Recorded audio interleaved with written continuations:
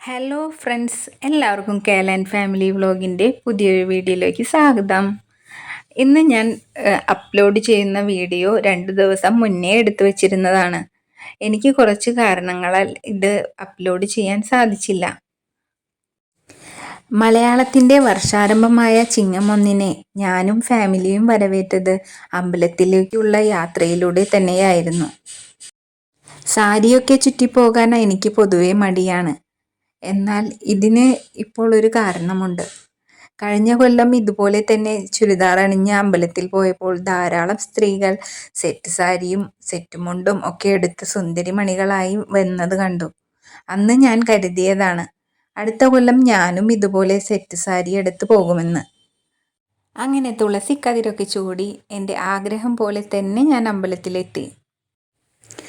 ശ്രീനാരായണ ഗുരുദേവൻ പ്രതിഷ്ഠ ചെയ്ത ശ്രീ ഭവാനീശ്വര ക്ഷേത്രത്തിലേക്കാണ് ഞാനും കിങ്ങിണിയും പോയത്.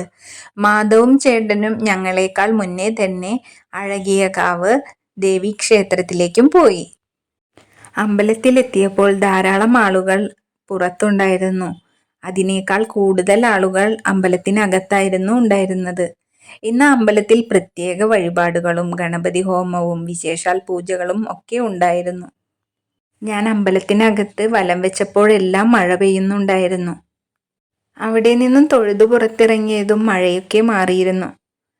നേരെ ഇറങ്ങി ചെല്ലുന്നത് ഒരു കച്ചവടക്കാരൻ്റെ മുന്നിലേക്കായിരുന്നു. കിങ്ങിണി അവിടെ കുറേ നേരം ചുറ്റിപ്പറ്റി നിന്നെങ്കിലും അവൾ എന്നോട് എന്തെങ്കിലും വേണമെന്ന് പറഞ്ഞതുമില്ല, ഞാൻ ചോദിച്ചതുമില്ല. ഞാൻ ആ കാര്യം വിട്ടുപോയി. അവിടെ അമ്പലത്തിനോട് ചേർന്ന് തന്നെ SN ഓഡിറ്റോറിയത്തിൻ്റെ ഉദ്ഘാടനവും ഇന്ന് തന്നെയായിരുന്നു. ആളുകളൊന്നും വന്നിട്ടില്ല, എന്നാൽ അലങ്കാരപ്പണികളെല്ലാം കഴിഞ്ഞിട്ടുണ്ട്. അങ്ങനെ ഞാനും എൻ്റെ കാര്യങ്ങൾ ഭഗവാനെ ഏൽപ്പിച്ച് അവിടെ നിന്നും തൊഴുതിറങ്ങി. അങ്ങനെ ഞങ്ങൾ വീട്ടിലെത്തി. പൂജാമുറിയിലേക്ക് വേണ്ട പൂക്കളെല്ലാം ഒരുക്കി ഞാനും എൻ്റെ പുതിയ ദിവസത്തിലേക്ക് കടന്നു. കുട്ടി കുട്ടി യാത്രകളും വിശേഷങ്ങളും ഒക്കെയായി ഞാൻ വീണ്ടും വരാം. എല്ലാവരും എൻ്റെ ചാനൽ സബ്സ്ക്രൈബ് ചെയ്യണേ.